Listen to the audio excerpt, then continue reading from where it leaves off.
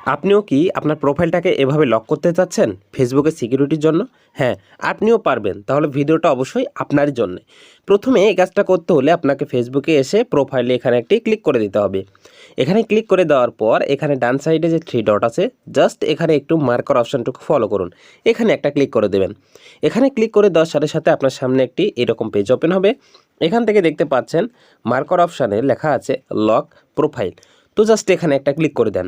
এখানে ক্লিক করে দেওয়ার পর এখানে দেখতে পাচ্ছেন লক ইওর প্রোফাইল, নিচে যে লেখাটা আছে এখানে একটি ক্লিক করে দেন। এখানে ক্লিক করে দেওয়ার সাথে সাথে আপনার সামনে এরকম আসবে, জাস্ট একটু ওয়েট।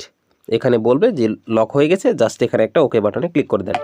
এখানে ওকে বাটনে ক্লিক করার পর দেখতে পাচ্ছেন you have locked your profile, অর্থাৎ 100% আপনার প্রোফাইলটুকু লক হয়ে গেছে। এবং এটা দেখার জন্য 3 ডটে আবারও আসবেন। এখানে ক্লিক করার পর ভিউ অ্যাস এই অপশানটিতে ক্লিক করে দেবেন। এটাতে ক্লিক করে দিলে কি হয়, অন্যরা আপনার প্রোফাইল কীভাবে দেখে, অর্থাৎ আপনার কাছে যখন কেউ ফলো অথবা ফ্রেন্ড রিকোয়েস্ট পাঠাবে তখন আপনার প্রোফাইলটাকে কীভাবে দেখবে, জাস্ট এটি আসলে একই ইন্টারফেসে দেখাবে।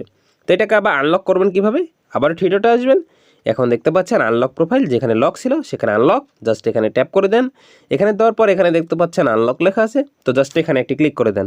এখানে যখন আপনি ক্লিক করে দেবেন তখন আপনার প্রোফাইলটুকু জাস্ট আনলক হবে না, জাস্ট এখানে আনলকের উপরে আগে ক্লিক করে দেবেন। আনলকের উপরে ক্লিক করে দেওয়ার সাথে সাথে আপনার এখানে দিবে যে আনলক ইওর প্রোফাইল, তো জাস্ট এই লেখাটা দিয়েছে এখানে একটা ক্লিক করে দেন। এখানে যখন আপনি ক্লিক করে দেবেন তখন কিন্তু 100% আপনার প্রোফাইলটা আনলক হয়ে গেছে। তো আপনার প্রয়োজন অনুযায়ী লকও করতে পারছেন, আনলকও করতে পারছেন।